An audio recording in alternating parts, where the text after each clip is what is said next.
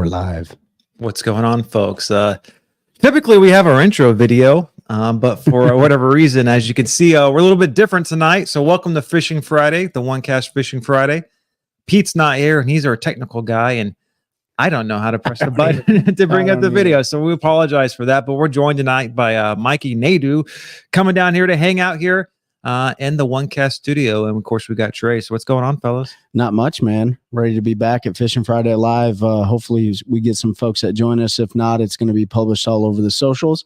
Man, deer season is here, so I don't know. I'm feeling like packing that boat up. And what about you, Mikey? How you doing? I get another 2 weeks before I can do that. Yeah.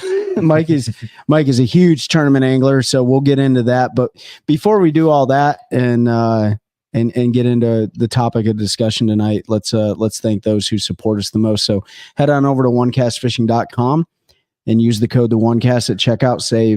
Save some money. We got a lot of different baits for you guys to choose from soft plastics like the Nighthawk, the Warthog, right? Warthog's one of them. Mm-hmm. Weedless nethead, snagless jigs, and the bladed version, the swim jig version, the flipping, the punching, you name it. Also, our merch is over there, the podcast merch, so you can check that out while you're over there. And yeah, I think Ben's got some new things in line, so we're looking forward to that. So again, onecastfishing.com, use the code TheOneCast. Where else do they need to go? So they also need to go over to Carolina Waters. I've got the old school hat on here. And Mike, you got the visor, the old school. Yeah, exactly. Yeah. So, make sure you go over there. We talking about in the summertime, get that UPF gear, but you need that stuff too. In the wintertime, it's cooling down. They've got, has the new hoodies and beanies and all that stuff, are they in, or are they? I don't think they're in yet. But they will be soon. So keep checking. And make sure, what's that code we use? We use the OneCast at CarolinaWatersNC.com. Trust me, you're going to want those gloves, man. Like, my hands have been getting eaten up, especially with all those stripers and stuff we caught down in Lake Murray. So head on over there and check those guys out. Also, when you're online, head on over to HobieEyewear.com. These guys have been super awesome. We love their sunglasses. There's a link that you guys need to use.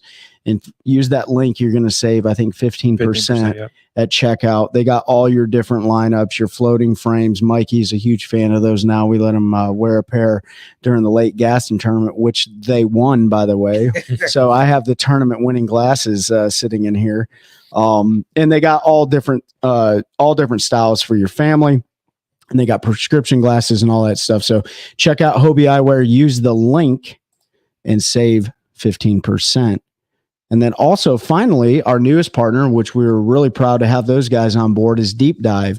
So you can go to your Apple store, your Google Play store, or whatever, and download the Deep Dive app. And I'll just give a quick vignette. So Pete and I talked about it, using it at the beginning of the season. We were fishing the Fishers of Men, and we really enjoyed it. This was before the partnership, and then I just used it. I use it all the time when I go out, but it gives you a great opportunity to find those starting places, especially on a new body water. But I'll tell you what, I went to Jordan Lake and looked at the Water Clarity app, looked at where the best starting spots would be, and they produced. The first two starting spots, I didn't catch anything, but later on in the day, I think it had a lot to do with like temperature and stuff, like warming up, because we have some really serious cold snaps coming through.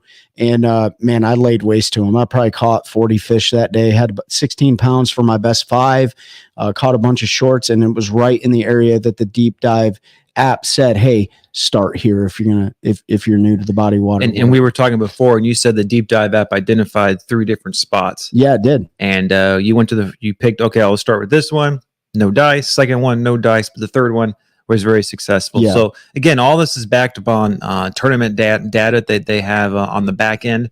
And it's not going to put the fish in the boat for you. You still have to go figure them out, but it's a good way to kind of sort through where to begin, or if you're being stumped in the water, and give you some ideas to go try out some different locations or different lures. So yeah, it's really critical this time of year. We're going to talk fishing, but water clarity is a big deal. Mikey just got done talking about that on his one of his tournaments, where he was able to target some fish specifically, and water clarity was a big deal. Your bait colors and things like that, the action of your baits, all that stuff. So we'll get into that. But hey, real quick, for those listening and watching, David, Christine, Chris Curtis, Vincius, I don't know how to say that, Dave Raleigh, and all those who are on YouTube and the different platforms. Appreciate you guys joining us tonight. Real quick, something that's pretty special to me. So it's October 25th. This is the date that we lost a good teammate of mine in Afghanistan in 2012. So you can see these little glasses right here of Jägermeister, which for some people they love them, for some people they don't. But that was my buddy's favorite liquor. He was a former Marine, man. He's from Houston, Texas. And then he joined the Army, became an infantryman, and then eventually went into special operations and served this country. His family's originally from Pakistan. He was a diehard patriot. And so I just want to give a shout out to those. If you guys have lost people, like, it's always good to keep their legacy alive and celebrate their life that they had on this earth. Cash, great human being, left behind a wife and 3 children, one that he wasn't able to see born when we deployed. His wife was pregnant at the time. So did a memorial workout this morning for him. We also lost another good teammate that day, Clint Ruiz. And I know that their unit is celebrating his life today. So appreciate you guys taking this little shot. So if you got a cold beverage, let's tip one up to those who paid the ultimate sacrifice and appreciate the legacy they leave behind. Oh, wow. Oh, it's been a hot minute for some Jaeger. Mikey's over here shaking his head saying, dang, you sissies. That's good. But appreciate you guys letting me say those words. I hope that all of you guys out there appreciate what, our servicemen and women do for the country. So, all right. What's new in the bass fishing world right now, Ben? Well, there's actually quite a few things going on. So right now, the NPFL, they just wrapped up, and we'll probably talk about that here in a second. And Bassmaster also released their open schedule, and I'm delaying the NPFL because I should have done this beforehand, because I should have brought up the leaderboard, and I can do that here. Let's see. Yeah. So for everyone listening, while Ben's looking it up right now, National Professional Fishing League is on Lake of the Ozarks. It's been a stingy lake. One of the weirdest tournaments I've ever seen, especially for that lake. But I don't have any experience on there. Ben, you're kind of from that area, Bull Shoals area and stuff like that. Yeah, it's I've actually never been up to Lake of the Ozarks to fish. The real reason why is my grandma lives 5 minutes from the boat ramp at Bull Shoals. Yeah. So I always go down there and got a place to park the boat and stay, and breakfast in the morning or food when I get off the water. But one of these days I'll get up there. It's a phenomenal body to fish certain times of the year, but it's fall fishing. That's so right. I mean, it's been real stingy this week, and I don't know if they're still finishing up the weigh in here, because there's a couple of people who have zeros here for day 3, and they're finishing up day 3. But that also could be a function that a lot of people have had some zeros in this tournament. Yeah, for sure. When fish. So I mean, we'll check it throughout. Right now, Joseph Webster is leading with 14 fish caught over 3 days, with 45 pounds 8 ounces. Yep. And Drew Cook is sitting in second. He had a limit each day, but he's at 45 pounds. So, and then third place right now is at 38. Yep. But if you just go down the 30 spot, you're looking at under 25 pounds over 3 days. So it's definitely a very tough fish to read. And hopefully next week we'll have some folks on. Hopefully we can have Seth, and we'll bring him in here shortly, and we can talk about how the tournament went down, because it was a grind. It was an old-fashioned October fall fishing grind out there. Yeah, Jesse Wise was able to catch a 6'10" largemouth in practice. Our good buddy Josh Watkins was in second place after day 1. He fishes for the Army outdoor team. And then, that day 1 turned into, I think 2 fish or whatever on day 2. So it just goes to show you, like, things are changing overnight, and it's a pretty tough deal. So obviously somebody's going to win $100,000, but that's fishing, man. That really is the definition right there. That tournament on Lake of the Ozarks, that's straight up fishing. You just have no idea. There's no pattern. Maybe there's a pattern in some part of the lake, but it just seems like it's straight up junk fishing. And something of note on that lake is it's a 15-inch minimum for all species of fish. So largemouth, spots, and smallmouth. 15. Oh, really? Yeah. So I don't know if Missouri changed that. It used to be at least on Bull Shoals. Yep. Largemouth were 15 inches. I believe smallmouth were 15 inches too, and then spotted bass could be 12. Yep. Yeah, so I didn't know that. So that makes it a lot more tough too, Yeah. because I mean, there's about maybe 2-pounders. Yeah. I mean, I talked to Luis Fernandez, the Bass Warrior. We love him. He's Mhm. a great friend of the show. He's like, bro, I have no idea if I'm gonna be able to catch 5. Like same thing with Josh, same thing with Seth Ellis, Josh Hooks, Zach Birds, like those guys right there. We call they call themselves the D team. We're gonna get them on, probably Seth, Josh, and Cole after the fact, maybe next week, and talk to them about it. But man, grimy deal, and I understand it too. I mean, it's the time of the year, so. But congratulations to whoever won $100,000 in the MPFL. That's their stop number 5, and they had an official announcement. Yes, they did. So December was the original. So the original plan was to fish St. John's River. That obviously got bumped because of Hurricane Helene. And this was their September tournament. Correct. Yep. And then they moved it to December for the St. John's River. And now that got canceled. So the third course of action is going to Lake Murray, South Carolina. And that is in December. So that's going to be an interesting tournament. But the cool thing is it's close to us, so we can drive down there and hang out with some of our friends and maybe shoot some content and stuff like that. So interested to see how December is going to play out. And if you think for 1 minute I'm not going to be, scoping out where they're fishing, you're wrong, because that's where our national championship is at next year. So I mean, I'm anxious to see how the December tournament goes, because we never see them unless there's some like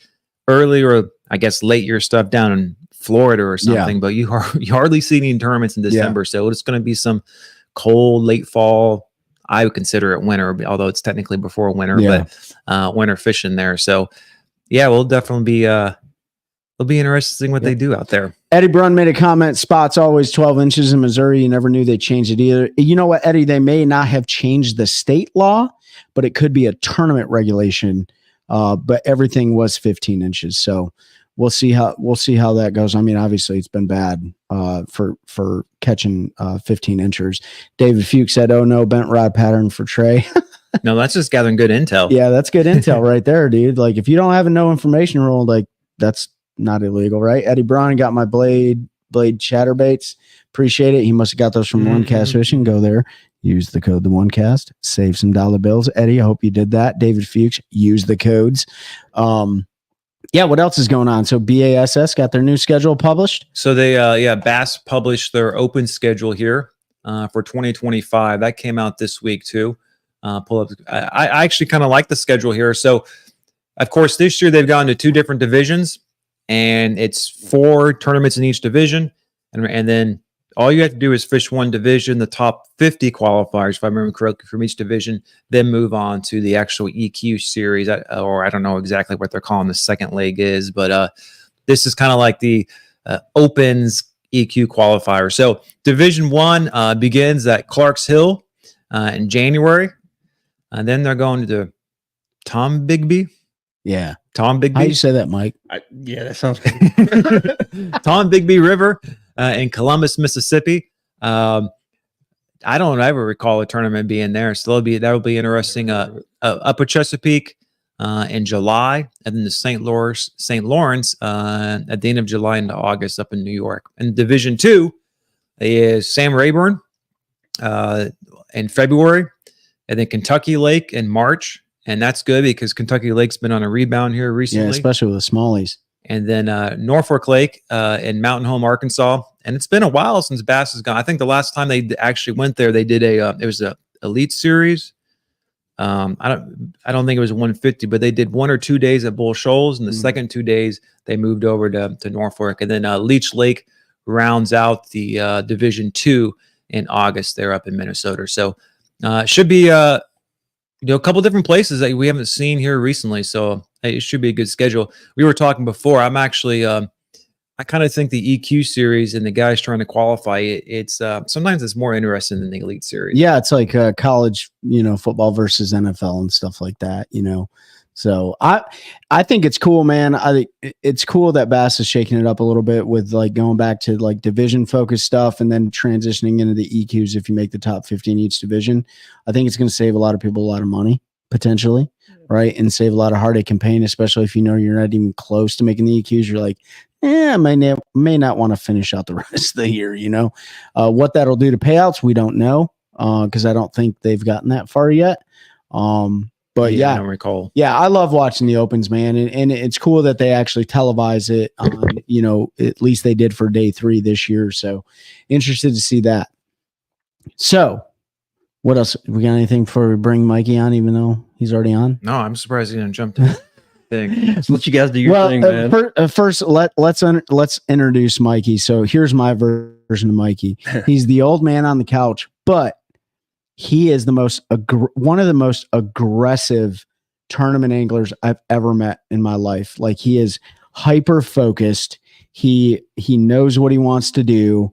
He is a run and gun type of dude, and he will grind until the very last second. I mean, he's coming in on fumes, dude. When it's like check-ins at 3, he's like at 2 hour, or it's like 2:59.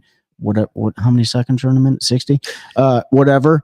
I don't know how many seconds, but 2:59. Yeah, 2:59. He's there. I mean, water's crashing over the back of his boat because he's shutting down so hard. But he's also one of the best cooks, right? So he makes legit. That's why he's talking smack right now. Wild game with good mushrooms, legal. All sorts of other veggies, man, like pot pies and enchiladas and all sorts of stuff. So we haven't had Mikey on yet. We had his fishing partner Nick Kincaid on, who's part owner in Carolina Waters. But Mikey is like a local pro, man. Like, you legitimate. He's shaking his head because he's humble. Nah. He must have ate some of that humble pie before he came. But the bottom line is you've had, I mean, for lack of a better term, a hell of a year fishing this year. It's been pretty good this year. Yeah, been pretty good. So, yeah, man. So introduce yourself to those who are watching us right now. He said it all. I did. He lied the whole time. Oh, by the way, Mikey is a 20+ year Army veteran. So appreciate your 24. service. I said 20 plus. 20 plus. 20 plus. So 24 year Army, we'll just say special operations veteran. Yeah, he was a Green Beret. Third group. Yep, Green Beret. Got nothing to hide. All right, cool. So he's a Green Beret. He's already got the black bars that go over his face every time a picture's taken. It, you know what I mean? So we share a lot of good stories, a lot of camaraderie, a lot of fellowship and stuff like that. So yeah, that's Mikey in a nutshell. So we want to talk about, because of how tough fishing is right now, right? And we don't have to wrap up your entire tournament season, but we talked on the phone before this, like, hey, would you like to come in and talk to the audience about this time of year and really how you break down a body of water and what are some of your go-to techniques? I've been thinking about this since we talked. Yeah. It's tough because every lake's different. Mm-hmm. Every lake's different. Norman right now is crazy different. I mean, they got mud all through Norman from that hurricane. I mean, all the way down to the dam, and nobody's ever seen it that far. So it's really, to adjust to that, it's tough. Yeah. And trying to find clean water, you think that's going to be the ticket, and it's not. It's going to be dirty water, and some days it's right between, and you got to constantly be moving and changing. Yeah. And if you get in your head stuck on one thing, you're not going to do anything. Yeah. And we had a tough tournament this last one, and I mean, we had 10, 11 pounds day one at Norman for Angler's Choice. And we were struggling. Okay. But we got to use my favorite bait, a buzz bait. Yeah. I just burned a buzz bait, and we're just getting hammered. Yep. And Friday on practice, I caught a 5.5 pounder where we started Saturday. So I was like, oh yeah, we got this. But they were hitting the buzz bait really weird. Okay. And they were just like slapping at it. They weren't really taking it, but we had enough take it. So I told you this, day 2, we were out there, and I just got forward facing this year. So I'm learning a ton this year. Mikey's a scoper. No. So He's a baby scoper. He's got to move up. Lots of discussions about this. And to me, it's a tool. Yeah. And it's a wonderful tool, because I wouldn't have never known this. We just talked about this at the beginning. We went to a spot, a bunch of brush piles, about 12 foot of water. I'm chucking a buzz bait, a white one. And I watched fish come up from the bottom, 12 foot. They just come up and stop 5 foot short and go back down. So I switched up, got a black buzz bait out there. Same thing. I was like, what the heck's going on? And me and my partner talking. I was like, you know what? I grabbed a spook.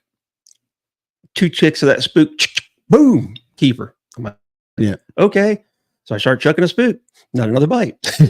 I'm like, you tricked that one. Yeah, the dumb fall, one, especially there right now, is so weird. But fall for me is major junk fishing. Sure. Yeah. I mean, buzz baits and a spook will always be on my deck all year, pretty much. Oh, But a fluke can and a jig. Okay. And like I just went to and I'm not going to name the lake. I just went to a lake yesterday, and I couldn't get a buzz bait bite. Couldn't get a spook bite, a fluke St. bite. Lawrence River. Yeah. he made a long drive to get That's over. a long buzzbait drive. But I had to flip a jig in grass to get bites. Mhm. And as soon as I started doing that, and they started coming out from underneath docks chasing my jig, and I was like, okay, I guess Yeah. they want a jig today. Yeah. And tomorrow it's going to probably change to a shaky head or something. Were they like in was the grass like clumps of grass? So that'll bring me back to Gaston. Our club tournament was on Gaston 2 or 3 weeks ago. And I just came back from the mountains on Thursday night, and I don't think I was home 10 hours. I was back in the truck for that drive to Gaston. Well, I got to Gaston and started fishing, and I wasn't seeing nothing good. Yeah. And I happened to throw a big black and blue worm in the grass. When I popped it out, caught a 3-pounder. So I'm like, okay, well, that's all I got. I went back to the house and took a nap because I'm beat, man. I was like, whatever, I'm just going out here to have fun. Yeah. And I heard somebody say something about a buzz bait, and I was like, Ooh, buzz bait? ears perk up. I was like, buzz bait, and what I seen, I'm gonna run grass. Talking about the grass at gas, and some of it's dying off, and you just got sticks. Mhm. But anywhere you see green grass and you parallel that grass, you're getting bit. Yeah. And I think by 10:30, I had my limit Saturday, and I had like 13 pounds, which won and big fish. But Sunday I went out there. I was fishing the north side, but small pockets. Went to a couple grass pockets that I know on the south side. And the first probably 10 casts, I had 2 4-pounders in the boat. One was almost 5. So yeah, I was like, oh yeah, we're good. Yeah. But again, by 10:30, I had a limit. And I think I had probably about 13 pounds. And from there, it just shuts down. And you had to start flipping docks, skipping docks and flipping docks. When the sun got high. Yep. All right. So let's rewind real quick. So Mikey's talking about, different lakes here in North Carolina, like Gaston and unknown name lakes and things like that. Right. And if anybody that fishes knows, like, there's local hammers on all the lakes and stuff. So I don't know if you're fishing against any of the local hammers, but regardless of the lake excluded, this time of year, and you clearly need to download the Deep Dive app and pay the $80. I'm going. Yeah. So when you go to a lake, so what is the first thing that you do when you're looking in the late September, October timeframe for a lake? What is the first thing you do to break down that lake? So let's say I know I'm going Just use Gaston. Gaston Lake. Yeah, there you go. And I know about a month out, I start watching the temperatures, water temperatures, air temperatures, what the projected forecast is going to be. When I get there, I don't have that app that you get with shows the mud lines and stuff like that, which I need to get. That's the CMAP reveal. Are you talking about that? Reveal. Are you talking about the map card? Yeah, the color of the water. Oh yeah, that's CMAP reveal. Okay. And that's a depth shading. Yeah, I'm not a technically inclined. You weren't an Echo. It's fine. No, I was a Bravo, which is a weapons guy. Yeah, for those listening. I use hammers a lot. But watercolor for sure is going to be one. And then the water temperature. Because right now, most of these lakes are in the 70s. And I can't wait till it gets in the 60s because that's going to turn a lot of these fish on and start feeding hard. Yeah, square bills. I mean, square bills, top waters. And one thing with the top waters, I've seen, man, I got 3 boxes of top waters. I'm serious. It's all spooks, different style spooks. From little tiny ones to medium ones to big ones, and different colors. Because I learned last year on Norman, if it's cloudy, chrome don't work. Yeah. It has to be a little bit like a clear with maybe a little bit of purple in it, and it'll work phenomenal. But so he's talking about me being like a local pro. No, I just started permanent fishing 2005, 2006. And you're running up on 20 years I now. just started in 2016. Like if you're fishing against guys like Jesse Wise and Josh Hooks, and it's like, God, man, I got Let's not forget Seth and Mike. Seth, yeah. And it's like, dude. And I don't know Corvusly, Yeah. but it's like, dude. You And could have those been weren't off even work. the guys that were here when the lakes were filled in. Yeah. Those are the real sticks. Those Yeah. older guys. Now Yeah. the good news is those guys are getting a little long in the tooth. So Yeah. We can live scope the crap out of like Jordan's been like 50 years probably since almost filled in. So yeah. but that's But some you- of the key things I look at. So you're looking at water temperature Water and color. water clarity. Mhm. Okay. So what are you looking for with the clarity piece? Like, do you want to run muddy, stained, or clear water? If it's a lake like Norman or Gaston, they're predominantly clear lakes. Yep. So those fish are going to act totally different than High Rock. Okay. High Rock, there used to be in mud all the time. Mhm. So they're going to act totally different. But mud in the fall, to me, they're going to go shallow. Yeah. Like you said, I mean, spinner baits, chatterbaits, crankbaits, anything super shallow. Yep. Holding tight to cover. Yep. Okay. And everybody knows that. Yeah. Ain't no secret. Well, hey, not everybody knows that, Mikey. Okay. So, and then when you're looking for water temperature, is there like a temperature in your experience that you've seen between that 70, low 70s and high 60s deal where it's like, this is a crappy temperature and they're crappy at biting? 70s, low 70s. Low 70s. I think they're just transitioning right there. Yeah, But once it's- it blows 70 to 65, I think Mhm. it's phenomenal. Oh, and like I said, junk fisherman, Yeah. a rattle trap. Yep. Mhm. That's a best search bait. Once you start finding them and start getting bit, you'll get crushed all the time on it. Yeah. You know, that makes sense with the low 70 temperature around here. Because I started thinking about the summertime temps, high 80s, low 90s, but where that thermocline sets up on a lot of our lakes, and we don't have them. Probably where that thermocline is, it's probably around about the 70-degree mark because as you go down, it gets cooler. Yeah, but when all the water temperature is the same, like this is why you get the transition, the turnover. This is why I hate fall fishing because I love it. because with the thermocline gone, they can be anywhere. They can Anywhere. be deeper, they can be shallow, they could be in the middle of the lake, they could be anywhere this time roaming of year. around. Yeah. And that's why you're talking about junk fishing. You gotta be on the move. Yeah, 100%. Let's address some questions here real quick. This is one from Vincius. How do you say it? Anyways, We apologize. we apologize. I don't speak that language, I think. Have you ever been able to fish in another country, Mikey? No. Okay. Okay. Nope. What about you, Ben? Yeah. Puerto Oh, Rico is, I guess but that's It's a That's territory. territory. Yeah. So yes, so I have fished in I fished in Lebanon, and I have fished in Spain, and I have fished in the Solomon Islands. So those are the three places that I've fished. What's up, Papa Smurf? Nick said, and David Fuchs said, keep spilling the juice, Mikey. All right, so he will keep spilling the juice because it's going to be completely different when you get here, David. Yeah. So you're looking at water temperature, you're looking at water clarity. Where do you, so after you identified an area to start, you're using rattle traps, you're using buzz baits, you're using whatever. Is there an area that you're like, okay, I'm going to start creek channel swings, I'm going to start in the very back of a pocket? Like, where are you going to typically start? Those secondary points going back Secondary and points. start moving my way back. Okay. I've only seen it probably in November, like mid-November. They're in the back. Back. But I've also run into stripers back there too. Yeah. Well, you can't not Crazy. catch them. Those are fun. Yeah. I gotta take this back. I have fished in a foreign country, but I didn't even think about saltwater. Oh. When you said Solomon Islands, I was like, wait a minute. Yeah. We're in Ghana, Africa. Oh, yeah. And we got invited out and we're catching dolphin. Oh, really? Yeah. We're going after marlin, but Not they like weren't biting. bottlenose dolphin. We're talking like my. Yeah.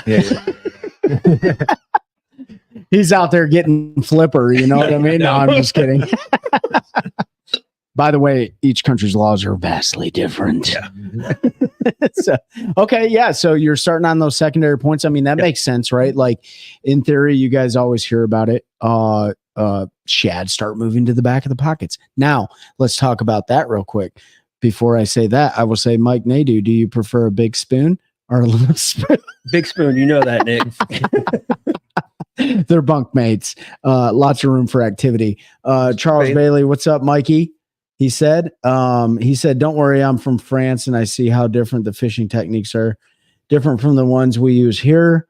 the fishing gear, size or lures, colors, etc. Ben, you got one cast fishing in France. Yeah, probably about 18 months ago, a distributor purchased a couple times. So he was in the south of France. I'd have to look up exactly. And then he distributed to both Spain and Italy. And there was a couple guys on Instagram. I had to probably go find them. But they were catching largemouth in Spain. That's awesome. On like the snagless bladed jig and all. So, dude, we appreciate you tuning in all the way from France. That's awesome. I've been to France quite a few times and I absolutely enjoyed every bit of it. I haven't got the pleasure to fish there. But you guys definitely have an amazing place. So keep up with the good work there. Vinceus. I don't know, Mikey, you're a French speaker. I guess what the FR is for too. Je m'appelle Mikey. We love it, man. Keep tuning in. The podcast has reached France. So cool. Largemouth get massive in Spain. Dude, I had no idea. I had no idea. I just drank my face off the whole time I was there. Yeah. Mikey knows. Yeah. But yeah, so much to offer, man. That's awesome, dude. Spain and then Italy's got, I don't think they get quite as big as Italy, but in Italy, they used to have the tournaments over there. I don't know if it was FLW or Bass back in the day. And you know, they're bass fishing next to the castles on the lake and all. It was pretty cool. Super cool, man. And then there's bass all around the world. So bait fish, Mikey. Let's talk bait fish. So you're moving on those secondary points. You're looking for bait fish? Yeah, but those fish are feeding. So if there's shad there, they're going to eat them. But there's also bluegill. Yes. I mean, I was catching them in grass the other day on a jig, a swim jig. Or brim for our southern friends. Brim. Oh, I've seen two different sizes of shad they're chasing. Thank you for bringing that up. I was going to be my next question. Little itty bitty ones. Mm-hmm. Yeah. Which, what's his name? I'll come back to it. A-Rig. Okay. He's down Norman. He's a pro. His dad's got a bait shop down there in Denver. You talking about Seth? Is it not Seth? No. KJ Queen? No. Hank Cherry? No. Young kid. Not Brian. Hayden Hammond? Nope. All right, we'll come back. I'll remember it in a minute.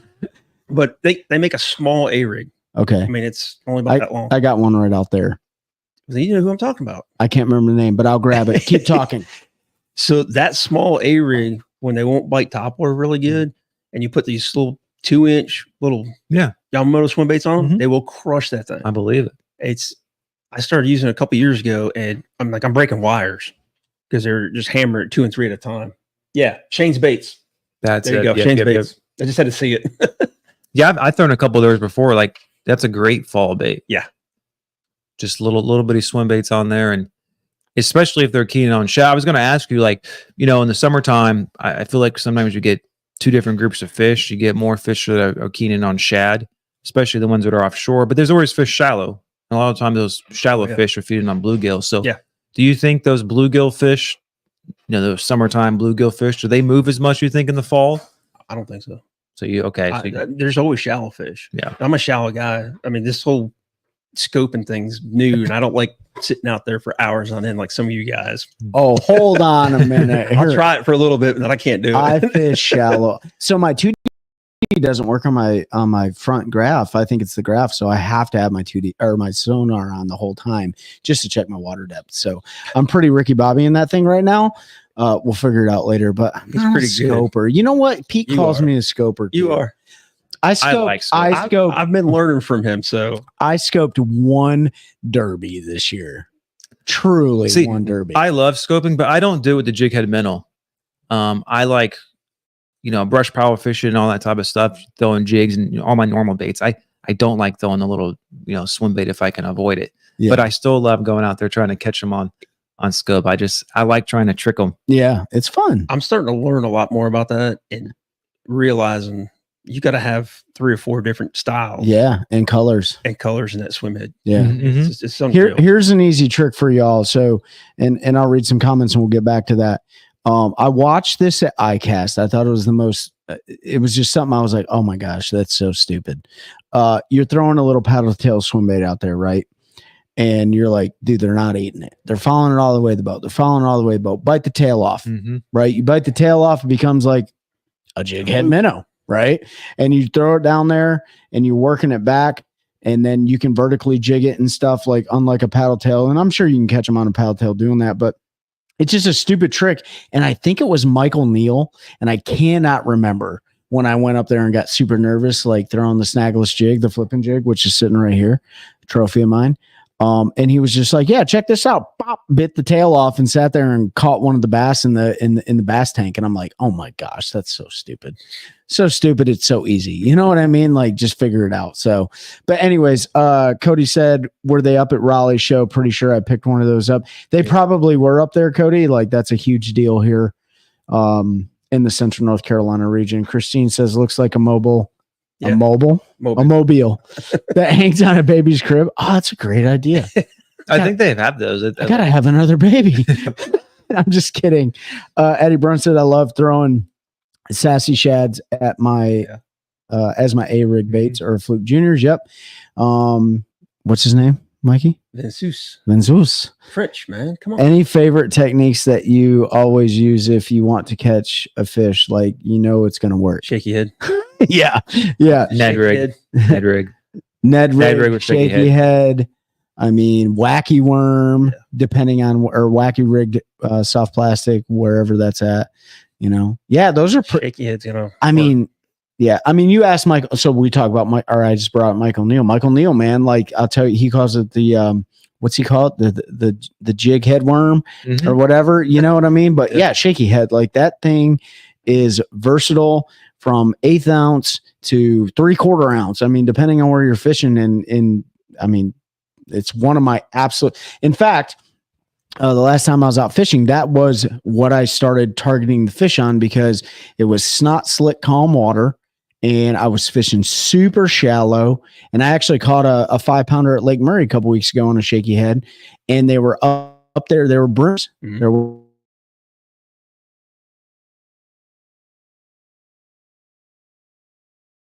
a brim, small brim crossovers. We'll be back in just a second. Here we are. Yeah, man. Shaky head, wacky rig, Ned rig.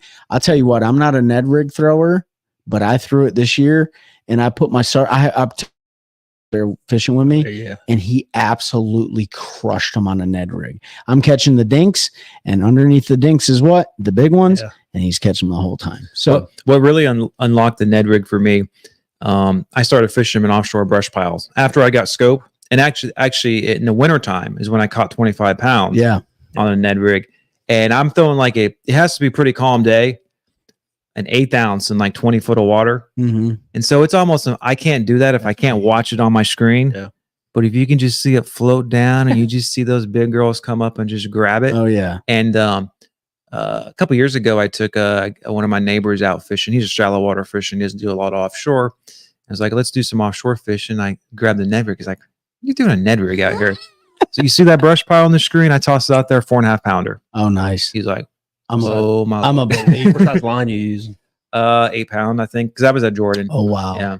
That's some light line. And I throw it on the BFS, the bait cast rod. So yeah. But spinner rods. Pete said, wish he was here. Wish you were here too, Pete. It's too bad. That was a Jordan birthday.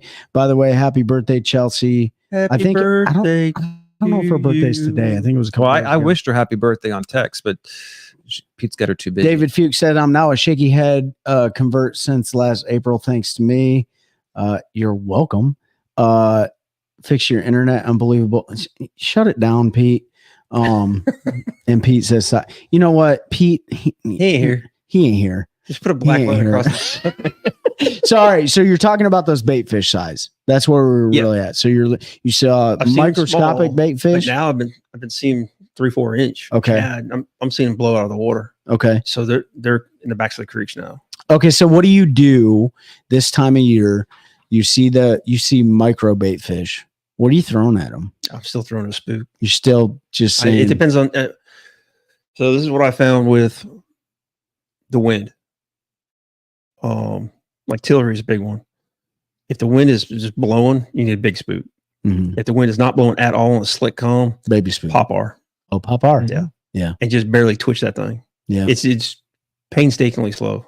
And I can't stand fishing like that. I hate it. I hate it. I love a Pop R. Yeah. Like wacky rig. I can use it. I can skip it. But I don't like using it. You don't like Todd Parker in that thing? No. I gotta put my dang hand in my pocket, sit there and wait. Eat a sandwich. Eat a sandwich. It's like, I'd rather catch him fast and furious. Yeah. It's like Nick's a big one to start. He won't throw a top water in the morning. Sometimes he's throwing a shaky head. And me and him go back and forth. I'm like, we're going after the fish that are eating right now. Stop. We're talking drama Top water. now. Oh yeah. Oh yeah. It's because he pooped in your live well. That's when the fish died in James. Thanks, Nick. All right, yeah. So yeah. you're still throwing full size baits, even though it's microscopic shad. What about if they're the bigger shad? Same deal. Yeah, I mean, if they're no schooling change?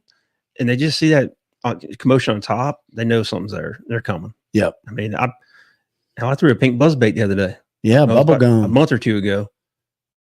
I pulled up to a point they were schooling on. Yeah, They have been schooling on. They weren't schooling at the moment. And I just chucked a pink buzzbait out there and caught a 3.5. it's ridiculous. Just crushed it. Yeah. They're just wanting to eat Are you a skirt on your buzzbait guy or no skirt? both. When do you use it? Why is it different? I haven't used the frog buzz in a while because I'm getting bit on my skirted ones. Oh, okay. So it's like, Okay, I'm just gonna change when I have to. yeah, when they're more finicky, and I didn't think about that when we were at Norman, how they were hitting the buzz baits, the skirted buzz baits. Mhm. They were grabbing the trailers. So I was using a Deep Creek toad runner, and they kept grabbing the little legs. So I was like, all right. So I switched up and put a craw on the back. So they took a leg off. It's just, I was like, maybe I should have went to a frog buzz, maybe. Did you use your trailer hook on them? So I didn't, but I asked one of my guys, or one of the other guys that fishes it, Phil, and Phil put a treble hook on the back, and he still missed them. Wow. Yeah, that's how it was weird. But I should have thought Sometimes about that happens. Trust me, I know about losing treble hook fish. I should have busted out pop R, and I didn't. Oh yeah. Well, so pop R's are awesome baits. I gained confidence in them a couple of years ago when I crushed like 40 fish in a 100-yard stretch too. Not big ones, but you can walk a pop R just like you can walk a spook. Yeah. And I love doing that. It's one of my favorite baits to throw because it's so versatile. And I mean, I've caught some big ones on his lake doing it. I've big ones everywhere. I learned that a couple of years ago because I used to always throw it up there.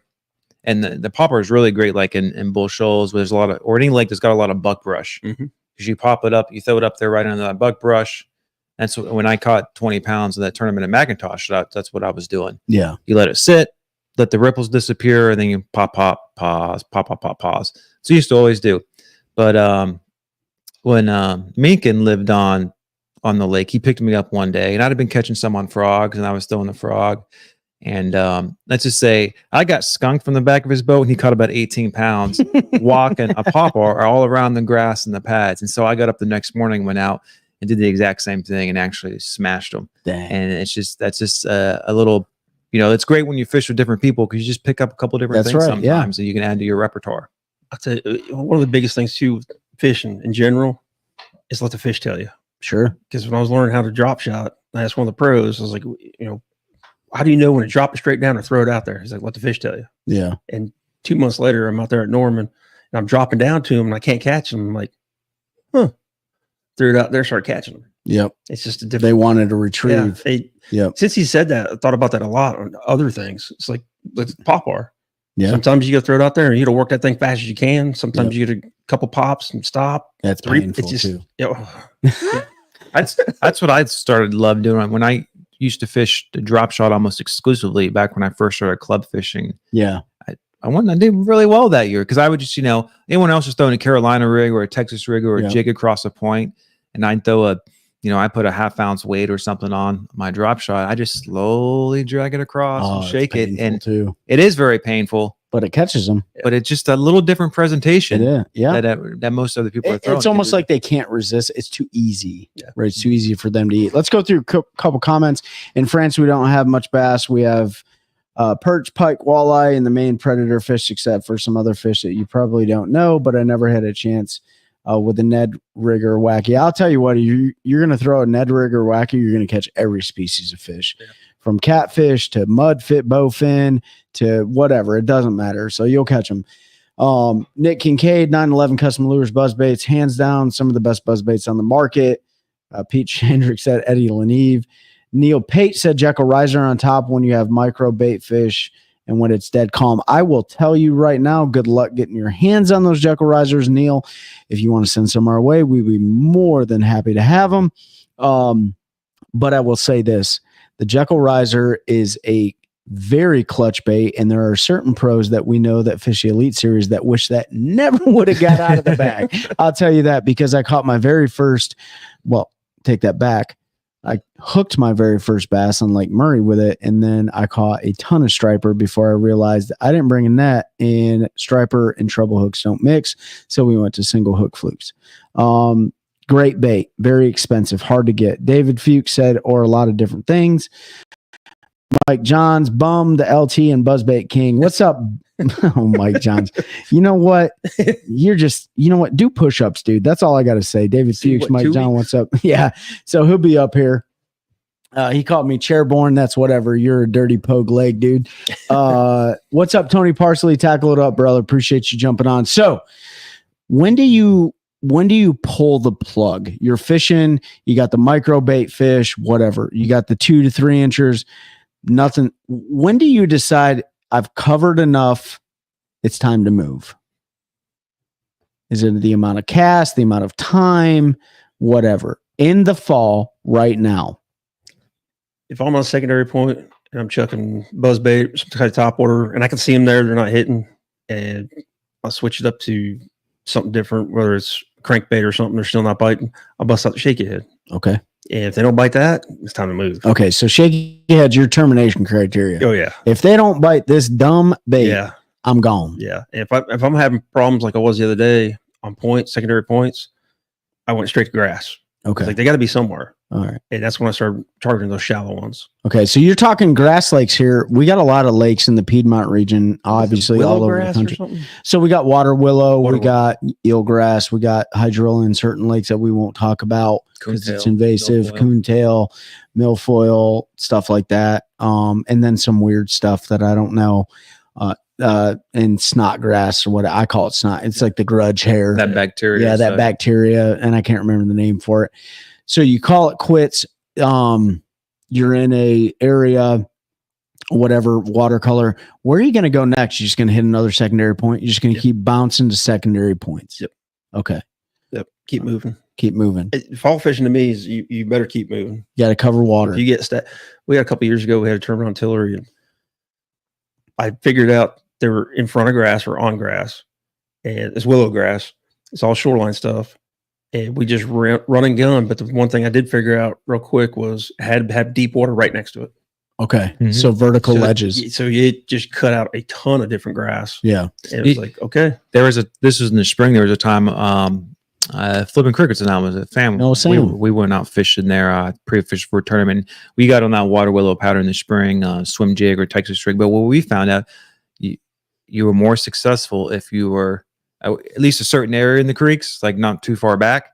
And you had to be around some type of wood. So whether there was a dock there or a lay down or something, but like there was a big stretch of no wood or anything, like we learned to just ignore that because after about doing that half the day, we realized, well, all our bites came on this, so let's just target the area. Sure. And you just had to bounce around a lot. Yeah. Junk fishing is it can be very discouraging, but so this time of year, outside of picking those secondary points and those certain baits and stuff like that, how important or how much has time of day meant for you? I think later in the day in the fall is better. Yes. Mm-hmm. I really do. We used to train out bathing the lake all the time. And when we were done training, I grabbed a boat and go to the lake. Yeah. And man, I can't tell you how many times I roll up in just pods of just schooling fish. It's just nuts. Yeah. You don't see it in the morning. Mm-hmm. But then there's other mornings you do see it. Yeah. But later in the day, it seems to get better bites. Yeah. And you can run that damn rattle trap all night. Yeah. So we were talking before the show, and I think Ben talked about it, like, you know, when it's in the spring or you know, post spawn, like that early morning bite seems to be obviously key, clutch, summertime too. But when you start talking about the fall and you're getting those cold snaps, right? Depending on what breed of bass or species of bass you have in your lake can really dictate when you're going to get a bite, right? So a perfect example is being out the other day. I think it was last weekend on a Sunday, and I didn't get a bite until 12:30, right, midday. Which typically, if we're all anglers here, like you're like, man, that like noon to 2 o'clock, man, that's a hard time to get a bite, right? But that was not the case. It was like that's when they started biting. And I think a lot of it had to do with, bass are what they're cold-blooded, right? Mm-hmm. And so maybe it has to do with the water temperature and feeding pattern and warming up a little bit, whatever the case may be. I have no idea, because there's probably days you can go out in the brutal cold and smash them in the morning, right? But in the fall, I tend to agree with you. Like it is definitely, but seems to be better. Midday and afternoon. I think it's got a lot of this. I just thought of this, so I'm speculating, but a lot of daylight. For me, at least, I don't know if this is true for you two, but in the summertime here, I found the afternoon bite from like that 3 o'clock to sundown is a lot better for me than the morning to noon. Sure. A lot, especially like on Jordan or something. But when the sun's going down at 6 o'clock now or 5 o'clock, like that window with daylight where they might start getting active. Now it's like 2 or 3 o'clock. Now when next week when the time falls back, that bumps it back even further. Are we still doing that? Yeah, they didn't. Like I don't think the House passed the bill or something, or the Senate. Farmers still win. Yeah. Yeah, no, I see that. I mean, it's much like deer hunting, right? Yeah. Like you talk about moon phases and eating through the night, things like that. I mean, one of our buddies up at Ozarks even said it. He was like, I think one of the biggest things that's happening right now for this NPFL event, we've had high moons every single night. Yeah. And I think the big ones are feeding at nighttime, right? Yeah, it's still up. Yeah. So, I mean, you're going to trick small, dumb bass because they're not educated like our big ones are. And so it just makes sense to me. Well, you were going to say something though, Mike. The moon's been up. I've watched it every time I go to the lake in the past week or so. I'm like, looking, I'm like, where's the moon at? Yeah. Still up. Yeah. Yep. And it's been. Let's go down some comments here. Tony Parsley, see the new split tail I got from AI Molds. I have a couple new colors. We'll check that out, Tony. Appreciate it. Eddie Lanive said if I could post a picture of the Jekyll risers right now, I'd make you mad looking at the 4 I have right now. Yeah, absolutely, Eddie. Just send your address. We'll figure it out. Tony Parsley for Terry. Mike Johns, I think it's the region weather affects fish differently. Yeah, I 100% agree that. Like, I think region and species of bass that you have, right? If you have true northerns, if you have F1s or Florida strain, whatever the case may be, I think they're all different. And also, spots act very differently than largemouth, act differently than smallmouth, right? So it just depends on where you're at. Chris Curtis said, I know a good fish in the world would be good to use the weather for topwater. Yeah, for sure. Yeah, absolutely. Anything topwater is good though. You know what I mean? Yeah. I mean, just ask Mikey. He's right here. He throws a buzzbait 365 days a year. Yeah. So, all right. So let's ask this question real quick. So you go summarizing what you talked about, breaking down a body of water, looking at water clarity, secondary points, bait fish, your bait choices. What baits do you just hate to throw? A wacky rig. Okay. Anything slow for the most part. For the most part. Wacky rig is the slowest one. Yeah. Is there a bait that you, outside of a wacky rig, are you? Crankbait. I don't throw a lot of them. Okay. I don't consider a trap a crankbait. Oh, okay. It's you're not really. World. Yeah. But I mean, I've thrown them. And, at Gaston this year, I threw them all day after that buzzbait died. Okay. And I just chucked crankbait all day. Yeah. That gets me a little more wanting to throw them more, but I can catch them on a buzzbait. I'll keep doing that all day. When do you put the buzzbait down? Nick, you want to answer that one? Never. Never. It's on the deck, man. I'll pick it up at 12 noon. Yeah. And start chucking it. And Nick will be like, I'm like, yep. When that one just crushes it, because it's a big one. Yeah. And I'll start throwing it. I mean, that water temperature start getting back up to 50s. Yeah. Mid 50s, low 50s. And they start rising. Yeah. I'll start chucking it. Yeah. So the buzzbait I'll be using is a 911 custom. It's got a ticker head. That blade will hit the ticker head, and it also has a clacker on there. Mm-hmm. So they're super loud. Yeah. And in the beginning of the year and at the end of the year, like that 5 I caught at Norman the other day, absolutely annihilated it. Yeah. I mean, I had to call Chris. I was like, I need some more buzz baits because they're bending it out of shape, and I got to rebend it. And it gets to a point where I broke one the other day. I went to skip underneath the dock with the buzz bait, and it hit one of the poles, and I came back with half a buzz bait. Which hat you come back with? The clicker and the Hey, Nick is saying you're giving out too much info. No, shut up, Nick. No, Nick, that's what it's all about. It's all about building that culture of anglers helping anglers, right? They make some of the loudest buzz baits I've ever heard. And I'll tell you right now, if you're trying to get the most pissed off bass in the water, you want to throw those buzz baits because they're loud and they just can't resist it. If they're hungry and they're big, they're going to eat that thing. And Mike John said, what'd he say? Oh crap. I think his comment's gone. Anyways, he said, who doesn't throw a buzz bait all year or whatever? But Mike lives in Georgia, Florida. So like, you really don't count, man. And you're going to get a phone call from me after this. So I told you to show up at 06 this morning. He was late. What else do we got here? All right. Yeah. So you really won't abandon it. What's up? Last comment. Ned rig means loss of your man card unless you catch a fish. Wow. Catch fish. Wow. Dang, man. You know, it's a jig head minnow. That's what it is. Yeah. Yeah. So before the jig head minnow got really popular, I figured that out.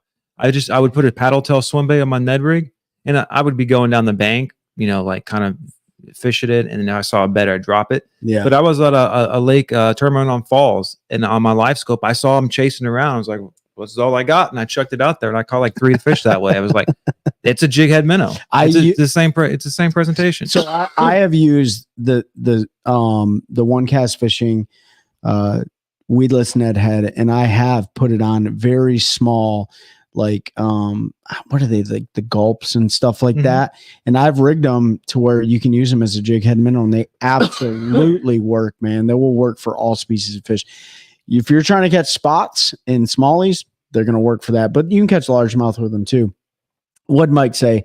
He said, dang, another counseling statement. Yeah, whatever, dude. Article 15. Eddie Brunn said, top water bite for me starts at 52 degrees, and I want mine with a 10-inch worm. A 10-inch worm is the trailer? 2 trailer hooks tapped with a What are you throwing out there? You're gaffing them. That's great. I mean, as long as it's legal, we're good to go. No, I'm just kidding, Eddie. That's awesome, man. Everybody has their flavor. Everybody has their confidence bait. Charles Bailey said November 8th is coming quick. Keep talking. I'm just following Mikey. I may not be able to find him. Hey, it's going to change a lot between now and then. There's no rain in the forecast. Whereas, they haven't been raining in a while. Are they still pulling a lot of current through? Yeah. Okay. Yeah. Yeah. So hopefully all that muddy water's gone by then. And then you can just catch them on spooks all day long. Yeah. He said, if you ever come back to France, try to get your hands on some of the lures of the brand Fish. FII. Yeah. Okay. It's a French brand, and I don't know why, but Fish go crazy for the soft plastic lures. Absolutely, man. Tony Parker said, them are the poop. And David Fuchs said, I'm not a man anymore because I use a one cast fishing net rig all the time. Hey, it's all right, dude. However the fish get in the boat, it does not matter. That's what Doug uses all the time. Yeah, he does. I've watched Doug catch like a 4-pounder when the slot limit was on Harris at the time in like 2 inches of water with like 95-degree water. Like, it was pretty interesting, right? Somebody actually said something about a drop shot. I barely even used one this year. Yeah. Do you even know how to rig one up? Oh, yeah. Oh, yeah. Is there a bait you don't know how to use?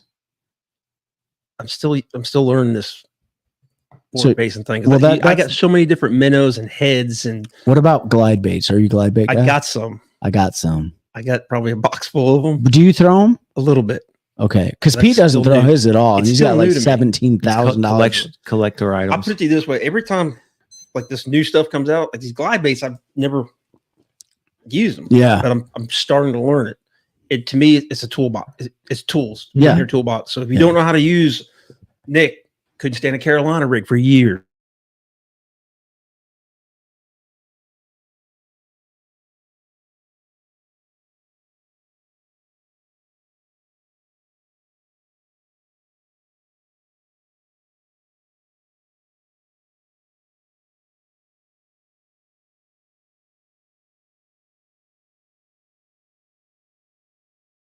Oh, I thought that doesn't There exist. you go. All right. So, folks, what Nick's talking about here, I can pose another picture for you at Lake Norman. So last year, and for the we didn't talk about it, Special Operations Bass Anglers Tournament is coming up here in a couple weeks.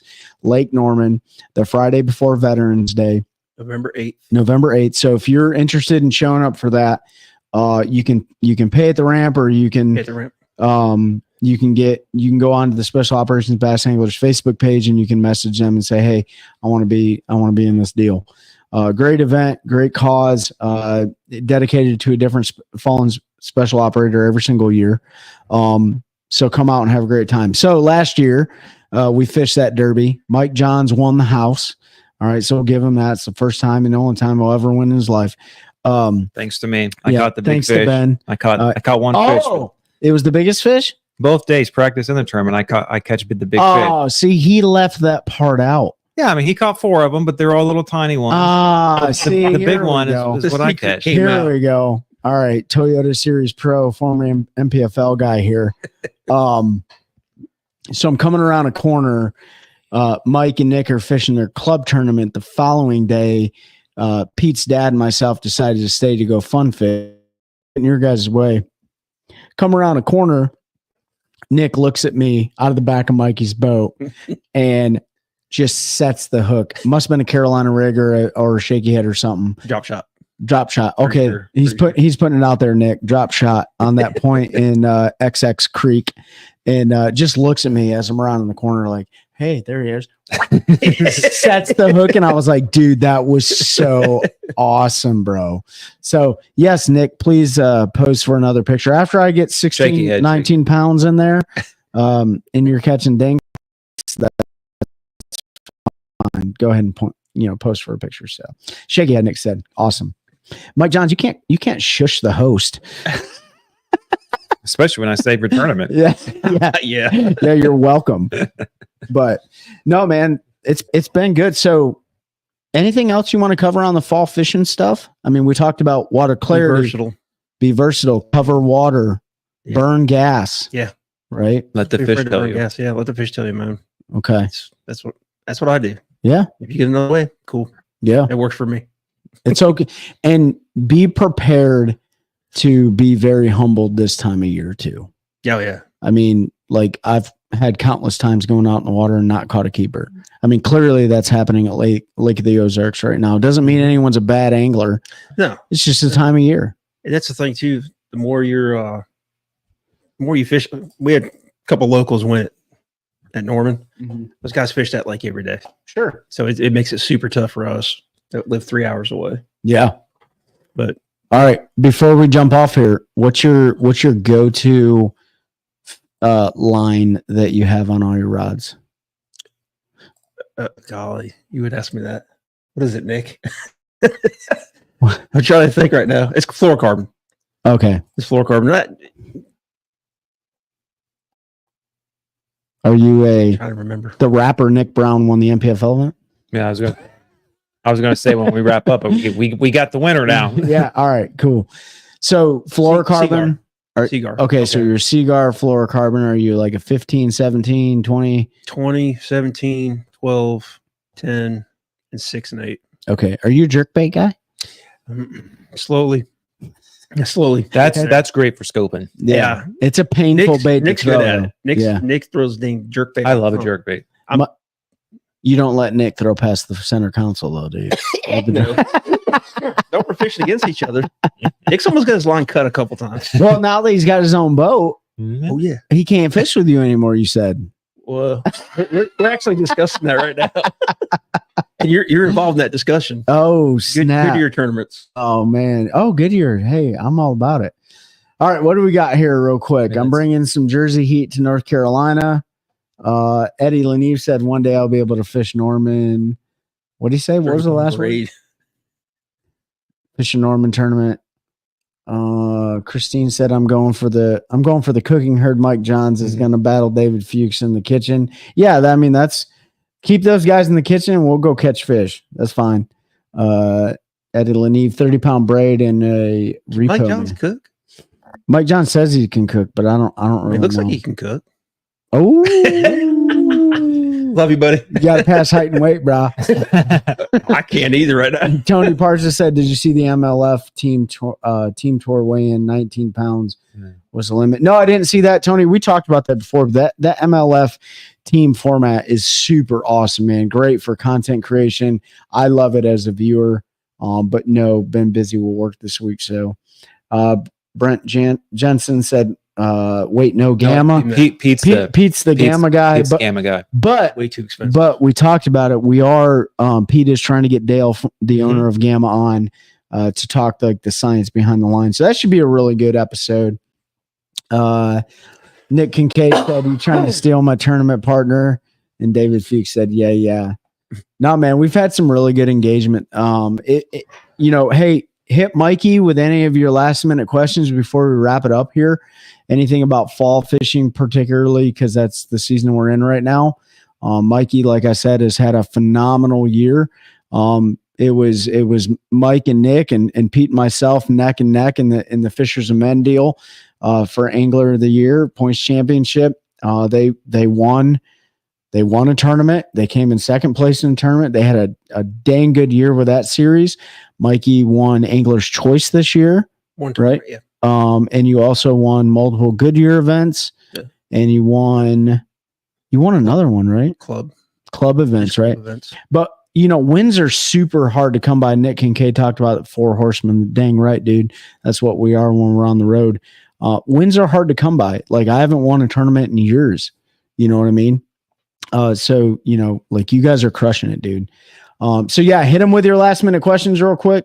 Ben's going to jump over and talk about the MPFL champion and stuff like that. And then we'll wrap it up here. Yeah. As when we came on, we were still looking at the leaderboard and there was a change here. What? That's close, dude. It is close. Cause when we came on, Joseph Webster was leading with 45 pounds, 8 ounces with 14 fish over 3 days. Well, Nick Brown, running out of the Bass Cat there, jumped him with 13 fish over 3 days, but for 45 pounds, 13 ounces. Good. So he gets that $100,000 check, and I assume he gets that Bass Cat money too, which I think it's an extra like 7,500 or whatever. It might be more than that. Yeah, it's quite a bit. So that's congratulations to Nick. We haven't looked at the article and see how he did it and all, but that is breaking news as of within the last hour. So Nick Brown, congratulations there for being the 21 pounds day 2. Dude, crushed it. Oh, wow, I didn't see that. Wait. Day 1, 11 pounds, 11 ounces. Day 2, 21.8 pounds. And today, 12 pounds, 10 ounces. That just tells you he had 6'5". His big fish were 6'5". And he was junk fishing. Right? I love to see new winners. I mean, we got friends, obviously we'd love to see them win too, but I love to see people that have never won before win. So like Ben said, man, huge congratulations to him. Josh Watkins, looking at that, finished 18th, cut a check for the Army Outdoor Team. He had 4 for 10.8 today. Congratulations to him. And that just shows you like, man, that was a grimy grind of a tournament, dude. Huge congratulations, man. It's a great format that the MPFL puts on. If you guys are in the South Carolina area in December, check out the event. It's probably going to go out of Dreyer Creek. I would assume or so. Dreer.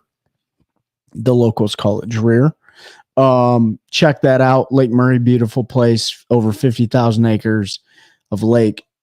And oh, by the way, we talked about it before, but if you're ever there in the fall, late September, early October, it is so awesome for striper fishing. Mm-hmm. You literally can throw, and we hear this cliche term all the time, you literally can throw the kitchen sink at them and catch them, because we caught over 100 in 3 hours, and we totally abandoned bass fishing.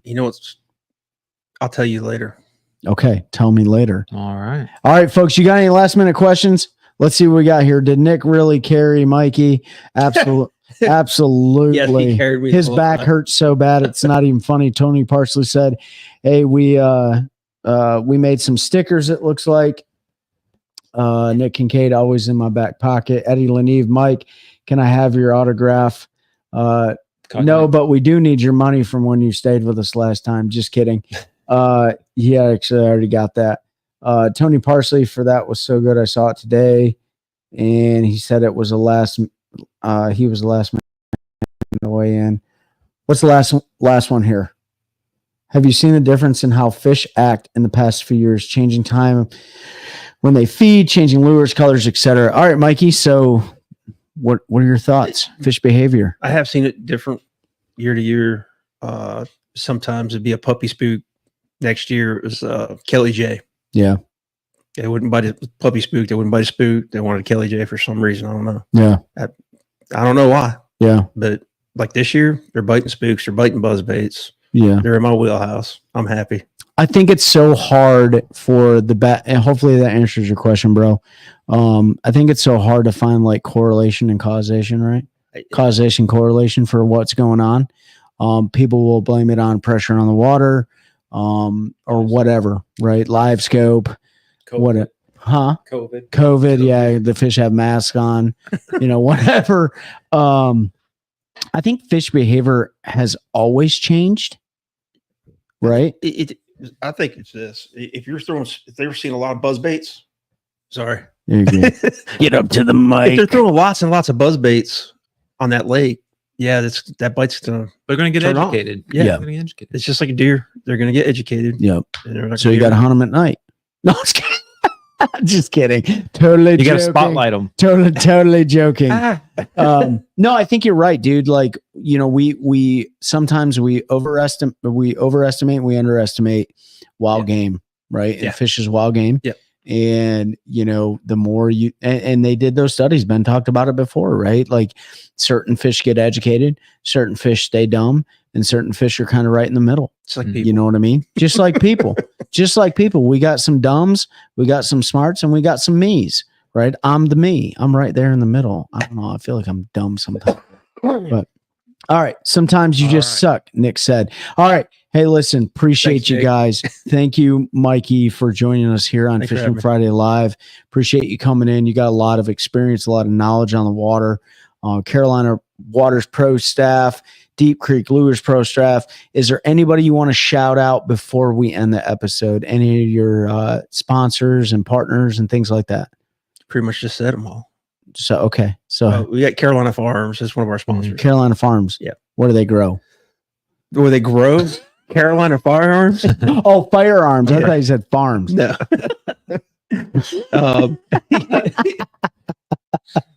Is my accent a These little are bit too yeah. thick? You got like tin can in your mouth over there. No, not yet. All right. So Carolina Firearms, Deep Creek Lures, Carolina Waters, Angler's 911. Choice. English Choice. That's our big ones right there. Okay. All right. Go check them out, folks. Yeah. Check everybody out. Appreciate you guys joining us here on Fishing Friday Live.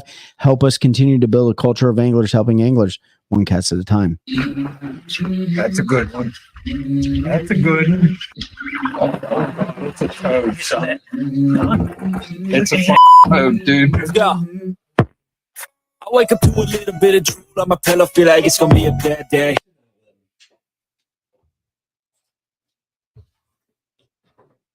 Heck yeah.